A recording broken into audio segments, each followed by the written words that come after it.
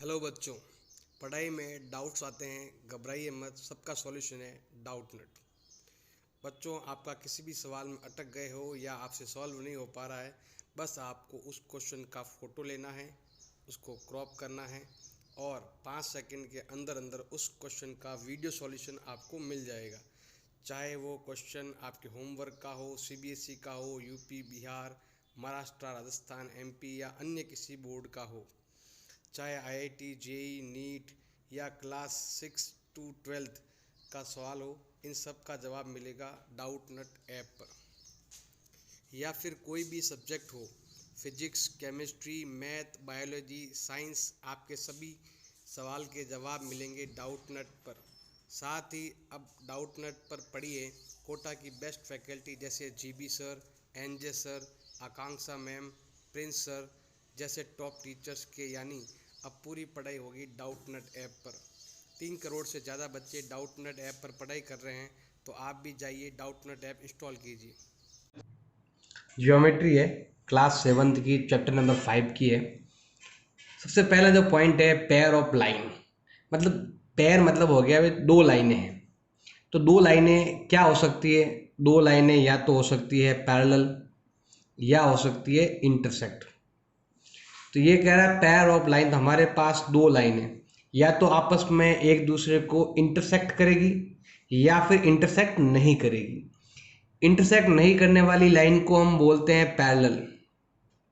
ये लाइन होती है पैरेलल और ये होती है आपके इंटरसेक्टिंग लाइन।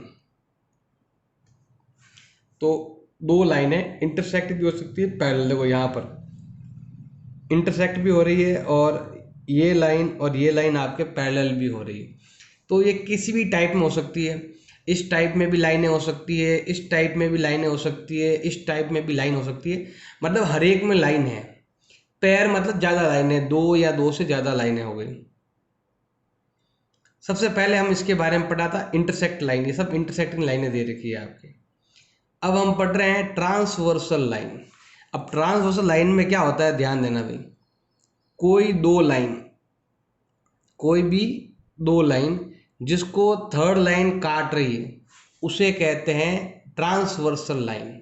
तो देखो, कोई 2 लाइन है, इसको एक लाइन काट रही है, इस लाइन को हम बोलते हैं ट्रांसवर्सल लाइन।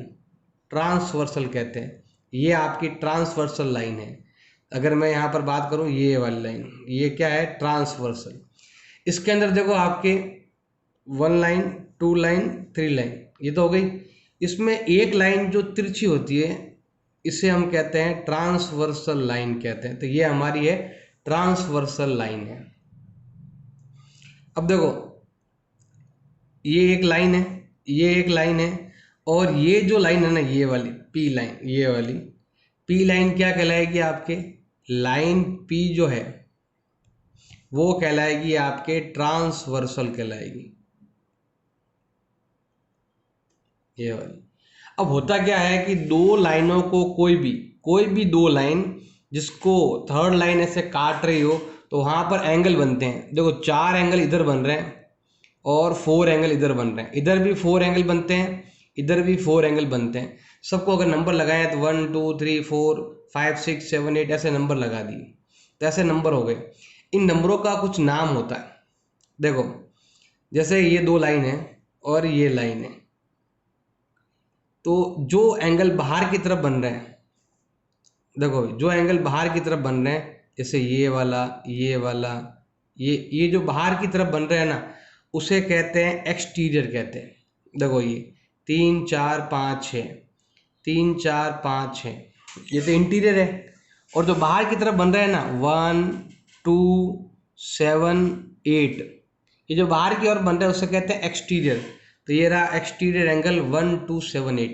जो बाहर की ओर एंगल बन रहे हैं 1 2 7 8 है। और जो अंदर की तरफ बन रहे हैं, अंदर की तरफ कौन सा बन रहा है, 3 4 5 6, देखो ये एंगल तो कहलाते हैं आपके एक्सटीरियर। और जो एंगल अंदर की तरफ बन रहे हैं वो कहलाते हैं आपके इंटीरियर। तो ये एंगल आपके इंटीरियर है। ये देखो 3 4 5, इंटीरियर मतलब अंदर वाले। तो यहाँ पर देख लो इंटीरियर एंगल, ये वाले ये है आपके अंदर वाले एंगल और ये है आपके बाहर वाले एक्सटीरियर एंगल। तो हमें इंटीरियर एक्सटीरियर पहले आपको समझ में आना चाहिए, कौन सा इंटीरियर है और कौन सा आपके एक्सटीरियर है। अब इंटीरियर और एक्सटीरियर के बाद में हम आते हैं यहाँ पर कोरस्पॉन्डिंग एंगल।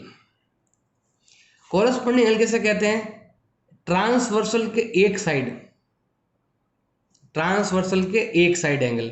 मतलब देखो ये वाले 1 और 5 क्या है आपके? कोरस्पॉन्डिंग है। जैसे देखो ध्यान देना भाई, ये आपकी लाइन है, ये ऐसे है, तो दोनों एक ही साइड के और दोनों या तो ऊपर वाले या दोनों ही नीचे वाले।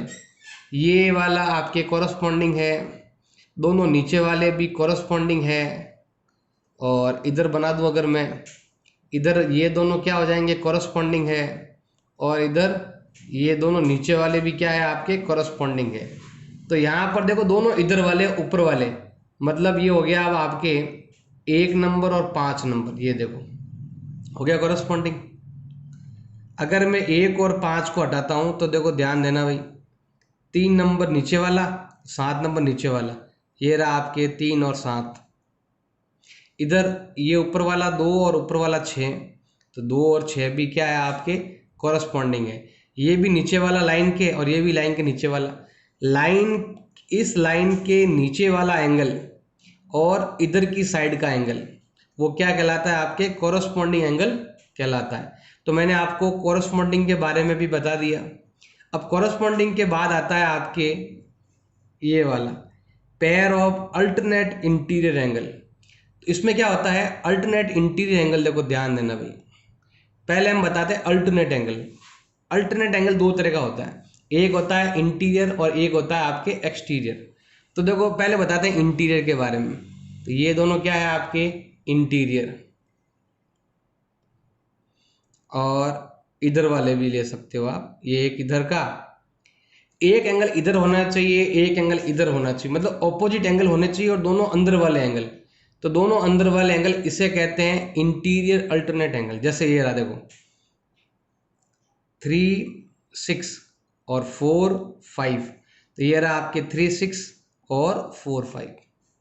अब हम लेते हैं, ये तो हो गया इंटीरियर, शॉर्ट में लिख दूं इंटीरियर अल्टरनेट एंगल। अब मैं ले रहा हूं एक्सटीरियर ले रहा हूं, तो देखो ध्यान देना भाई, बाहर वाले,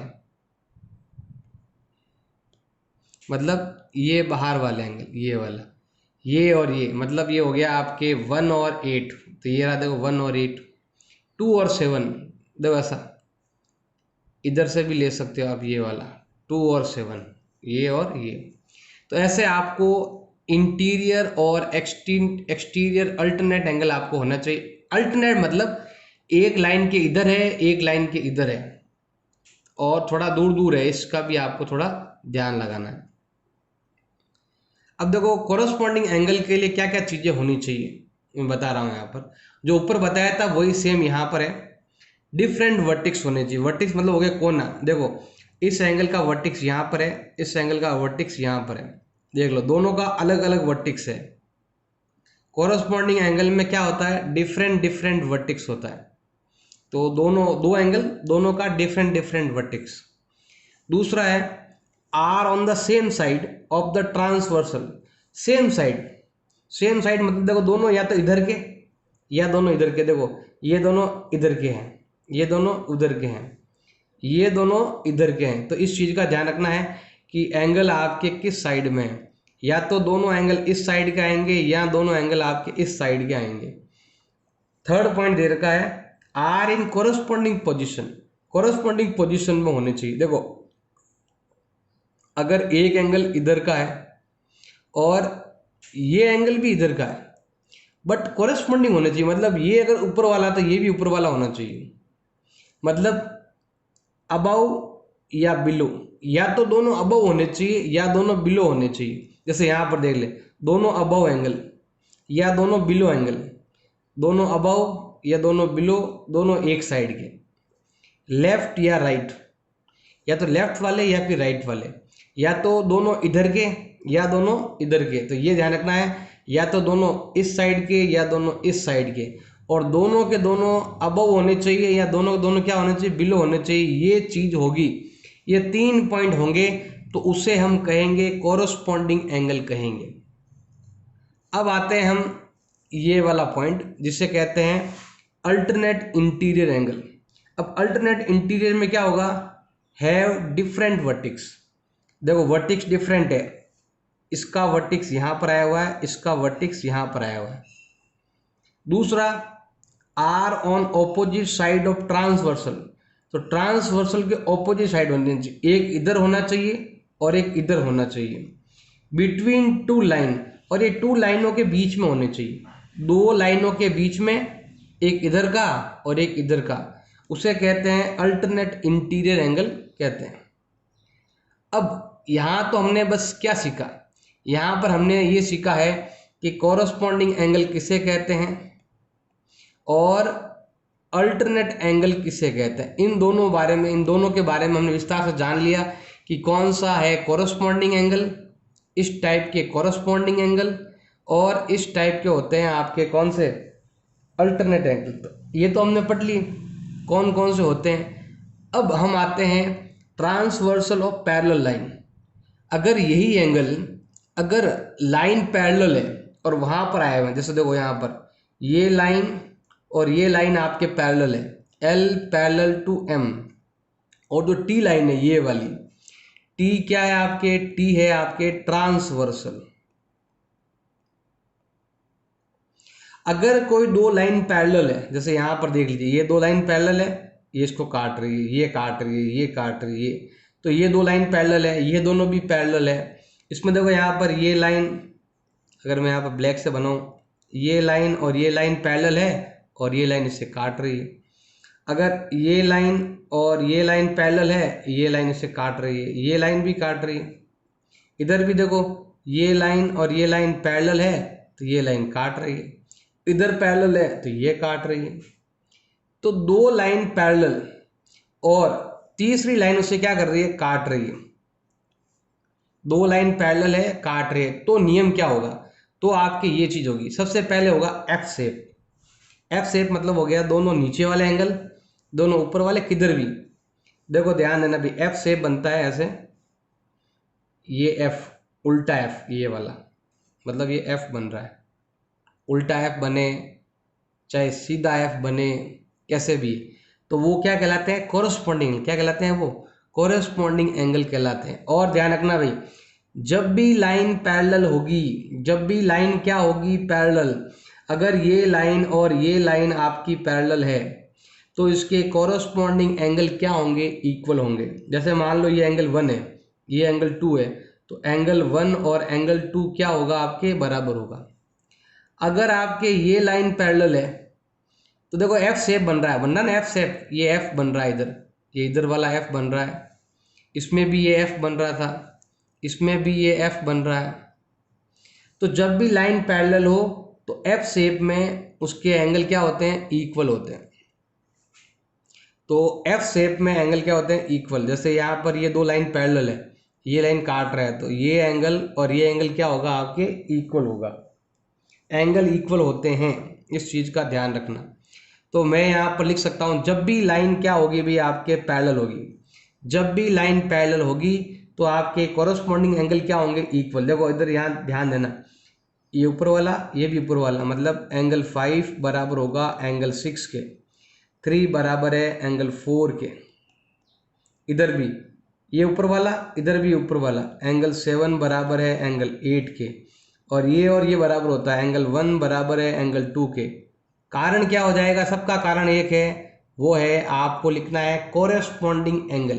क्या लिखना है आपको, कोरेस्पॉन्डिंग एंगल आपको लिखना है, क्योंकि दोनों ऊपर वाले, दोनों इधर की साइड के या दोनों इधर की साइड के होने चाहिए। अब आते हैं हम अल्टरनेट एंगल के बारे में आते हैं। अल्टरनेट में भी दो होते हैं भाई आपके, एक तो है भाई आपके इंटीरियर, ज्यादातर तो इंटीरियर के बारे में ही पूछेगा आपसे, और एक होता है भाई आपके एक्सटीरियर। अब देखो इसके लिए क्या शेप आता है, इसके लिए आता है जेड शेप, जेड शेप। तो ये एंगल और ये एंगल क्या होगा भाई, आपके बराबर होगा। जो यहाँ पर जेड से बन रहा है, ज़्यादातर तो अंदर वाले एंगल के बारे में ही आपको अल्टरनेट एंगल लगाना है। तो ये आपके अल्टरनेट एंगल होते हैं, अल्टरनेट इंटीरियर एंगल या अल्टरनेट एक्सटीरियर एंगल। इसमें क्या होगा, देखो एक एंगल इधर का, एक इधर का, तो 3 और 8 अंदर वाले बता रहा हूँ मैं, 3 और 8 बराबर होगा। बराबर कब होगा, जब लाइन पैरेलल होगी। ध्यान रखना भाई, अगर लाइन पैरेलल है तो ही इंटीरियर अल्टरनेट एंगल बराबर होंगे, वरना नहीं होंगे। अगर पैरेलल नहीं है तो एंगल भी बराबर नहीं होंगे। तो 3 और 8 बराबर है, इधर वाला और एक इधर वाला, दोनों अंदर वाले, एक इधर का और एक इधर का, एंगल 1 और एंगल 6 बराबर होंगे। क्यों होंगे, इंटीरियर अल्टरनेट एंगल। अब लेते हैं बाहर वाले, इधर के बाहर वाला और सीधा इधर के बाहर वाला, ये 5 और 2, तो एंगल 2 और एंगल 5 क्या होगा भी आपके बराबर। इधर भी बाहर वाले ले सकते हैं, 4 और 7, ये बराबर होते हैं। इस चीज का आपको ध्यान रखना है। इसके लिए जो आता है वो जेड आता है। क्या आता है भाई, जेड। जेड का ध्यान रखना है, जेड आता है आपके अल्टरनेट में और एफ आता है आपके कोरस्पॉन्डिंग में, इसका ध्यान रखना है। अब चेक करना है कि कोई लाइन पैरेलल है या नहीं है। कैसे चेक करेंगे, देखो ध्यान देना भाई, मैंने अभी बताया था लाइंस आर पैरेलल। अगर लाइंस क्या होती है, पैरेलल होती है, इसका मतलब है कि corresponding and alternate angle equal.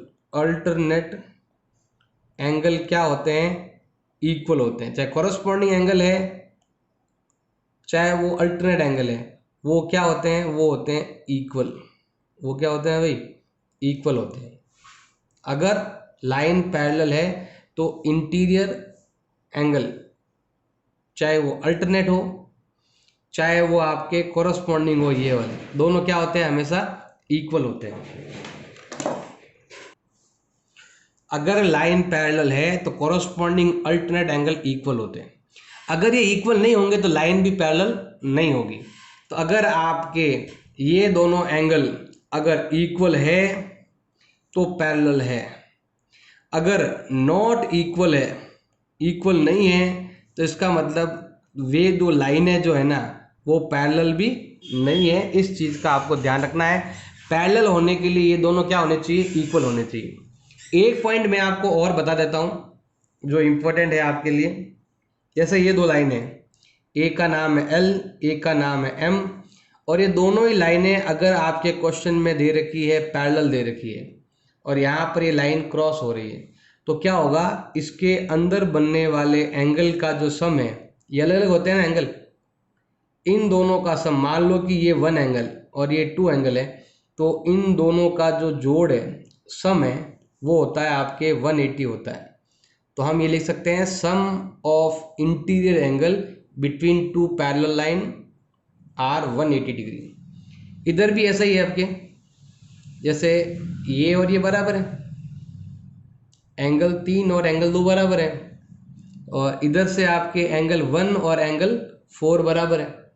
लेकिन ये साथ में लेंगे ना इधर से, या तो दोनों इधर के, देखो भाई ध्यान रखना भाई, या तो दोनों इधर साइड के और या दोनों इधर के साइड के, इनका सम भी कितना होता है आपके 180 डिग्री होता है। तो इस चीज़ का आपको ध्यान रखना है। कोरस्पॉन्डिंग का ध्यान रखना है, अल्टरनेट का ध्यान रखना है। 1 और 4 अल्टरनेट है, एंगल 2 और 3 आपके अल्टरनेट है। लेकिन ये नंबर चेंज होते रहते हैं, हमें नंबरों को याद नहीं करना है, हमें बस ये ध्यान रखना है कि जब भी लाइन ऐसे पैरेलल होती है तो ये कोरस्पॉन्डिंग एंगल और ये कोरस्पॉन्डिंग एंगल बराबर होता है। इंटीरियर अल्टरनेट एंगल कहाँ होता है, तो यहाँ अंदर की ओर होता है। तो बस ये जगह याद रखनी है, ऐसे नहीं रखना है कि 1 4 के बराबर है, 2 3 के बराबर है। आपको जगह ध्यान होनी चाहिए, कोरस्पॉन्डिंग किसे कहते हैं, अल्टरनेट किसे कहते हैं, और सम ऑफ इंटीरियर एंगल कितना होता है। तो ये 3 पॉइंट है इसमें इंपॉर्टेंट, और तीनों पॉइंट आपको बिल्कुल अच्छे से आने चाहिए।